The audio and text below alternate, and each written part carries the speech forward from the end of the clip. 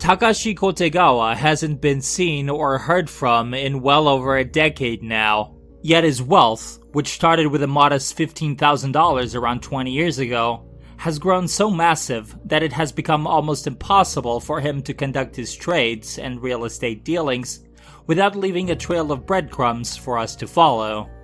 That's right. One consequence of him having so much money is that he sometimes ends up owning a good chunk of the companies he invests in, sometimes as much as 5%.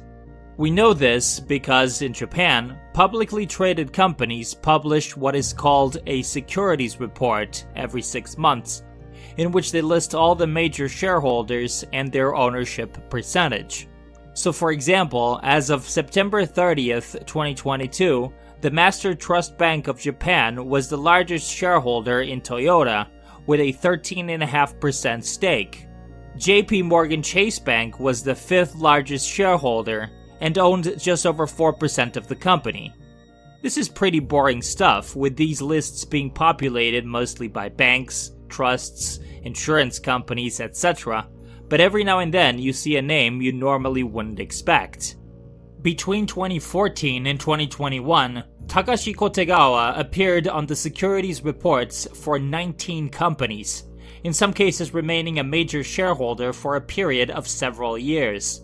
One name that immediately stands out from this list is Image One, which is a company known for its extreme volatility.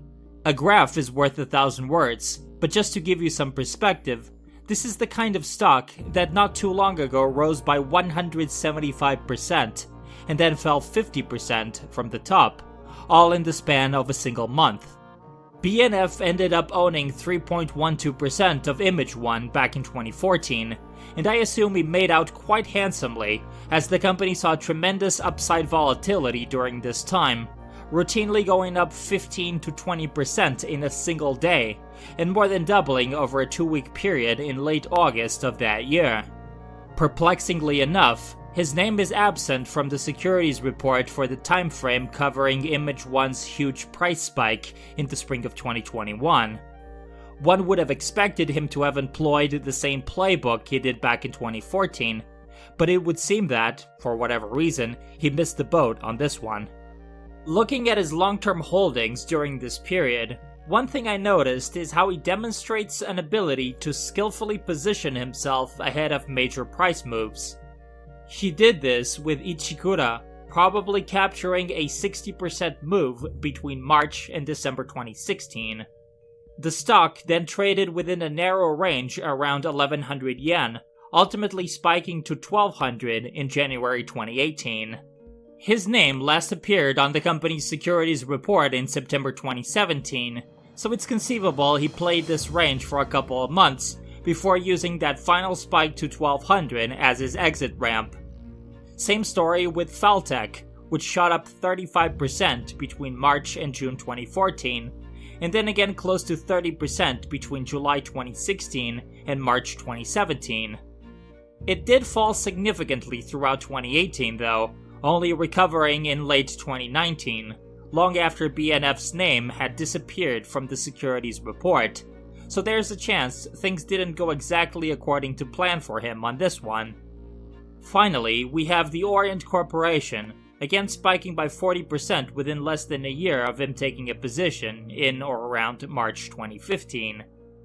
Lastly, he has also become a bit of a real estate mogul, successfully selling the Chomchom Akihabara building and then parlaying those profits into the purchase of a new piece of commercial real estate, this time in Sapporo's entertainment district of Susukino.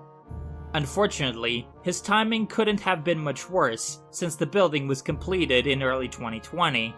In fact, when I paid a visit back in May of 2022, as far as I could tell, the building only had 2 tenants, a hair salon and a high-end chocolaterie/tea salon. Needless to say, these are paltry numbers for a 9-floor building in one of Japan's busiest districts.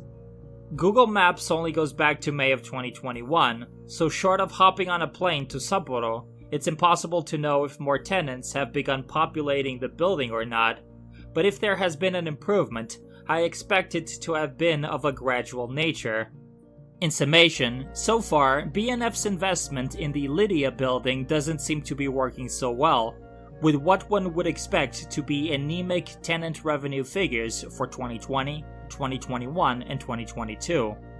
Still, not only is the Sapporo property probably a minuscule part of Takashi Kotegawa's overall portfolio, but also his trading prowess more than makes up for these kinds of mishaps.